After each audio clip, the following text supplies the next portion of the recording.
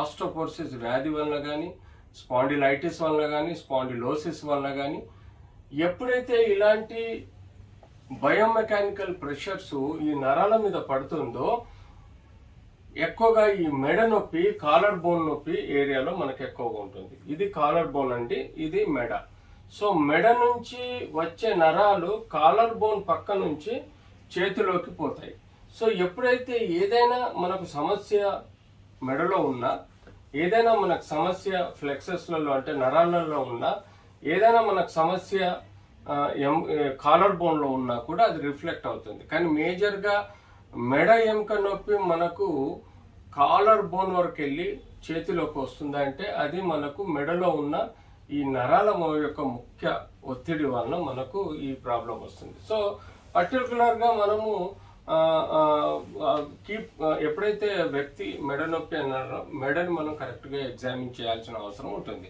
So మెడను మనము ముందు కన్నా, వెనుక కన్నా, పక్కల కన్నా ఎలాంటి ఒత్తిడి వలన నరాల నొప్పి వస్తుంది, నరాలు తిమ్మిరి వస్తుంది, నరాల బలం తక్కువ ఉంటుంది, రేడియేటింగ్ పెయిన్ అంటే నరాల నొప్పి పెరగడం జరుగుతుందో దాన్ని మనము నెక్ యొక్క మూమెంట్స్ వల్ల తెలుసుకోగలుగుతాం. అంతేకాకుండా ఇక్కడ ఉండే 7 ఎముకల్లో మనం ప్రెషర్ పెట్టి క్లినికల్గా చూసినప్పుడు ఏ ఎముకైతే ఒత్తిడి పెయిన్ వస్తుందో అక్కడ మనకు ఆ పర్టికులర్ నరం యొక్క ప్రెషర్ వల్ల ఈ యొక్క సమస్య వచ్చే ఆస్కారం ఉంటుంది. సో మెడలో ఉండే ఇవన్నీ మెడలో ఈ ఎముకల మధ్యలో డిస్క్ ఉంటుంది. డిస్క్ పక్కన మనకు నరాలు పోతుంటాయి. లెఫ్ట్కి ఒకటి, రైట్కి ఒక నరం పోతుంది, మధ్యలో మనకు వెన్నుపూస ఉంటుంది. సో ఎప్పుడైతే నేను ఇందాక చెప్పిన సమస్యలు ఎముకలలో కానీ, డిస్క్లో కానీ, స్పైనల్ కార్డులో సమస్యలు ఉంటాయో ఆ నొప్పి మనకి మెడ నుంచి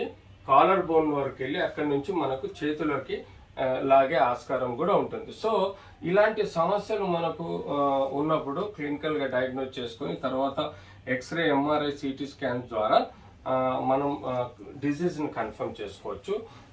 అందులో ముఖ్యంగా బ్యాక్టీరియల్ ఇన్ఫెక్షన్ ఉంటే, లేకపోతే ఏమైనా వైరల్ ఇన్ఫెక్షన్స్ ఉన్నా కూడా, లేదా ట్యూబర్క్లోసిస్ ఇన్ఫెక్షన్స్ ఉంటే మనం కొన్ని రక్త పరీక్షల ద్వారా మనం తెలుసుకోవాలని కలుగుతుంది.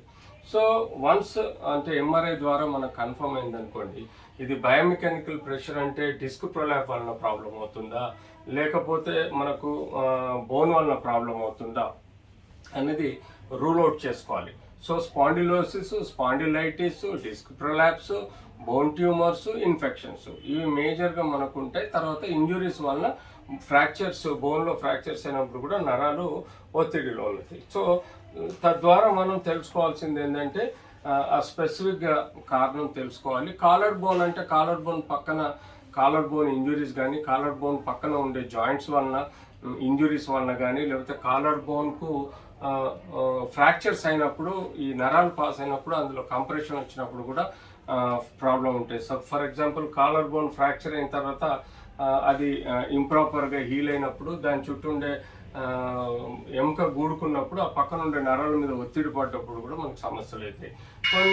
కొంతమందిలో మనము డిస్క్ మనం యొక్క ఏదైతే ఉంటుందో ఈ నరం ఎక్కడి నుంచి అయితే వస్తుందో దాని యొక్క ఇరిటేషన్ వల్ల చెయ్యంతా లాగుతుంది, అది కూడా ఒక కారణంగా భావించాల్సిన అవసరం ఉంటుంది. సో ఇలా మనం మెడ నుంచి కాలర్ బోన్లో వచ్చే నొప్పిని మనం పర్టికులర్గా డయాగ్నోస్ చేసుకోవాలి. ఇందులో మనకు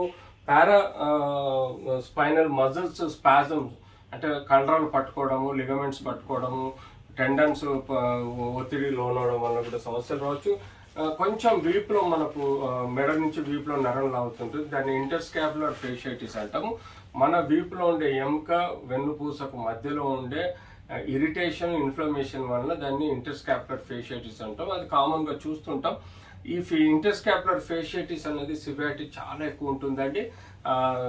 అసలు నిద్రపోనివ్వదు, కానీ అది సెల్ఫ్ లిమిటింగ్ డిజీజ్. కొన్ని రోజుల వరకు ఆ స్పాజం ఉంటుంది, మందులు, రెస్ట్, ఫిజియోథెరపీ చేసుకుంటే పోతుంది, సడన్గా మనలో మనం మాయమవుతుంది. కానీ అది ఉన్న రోజులు నిద్ర రాకుండా, సివియర్ పెయిన్, నిద్రపోలేకుండా, ఇరిటేషన్ వచ్చే ప్రమాదం కూడా ఉంటుంది. 5:41 seconds వచ్చింది సార్. మరి చెప్తే అది కూడా 4 minutes చెప్పాను, 6 చెప్పమన్నారు కదా సార్. మళ్ళీ సరే సరిపోతుంది. నెక్స్ట్ క్వశ్చన్ తొందరగా ఇంకా 2 ఉన్నాయి. ఇది బందే అమ్మ ఇక్కడ.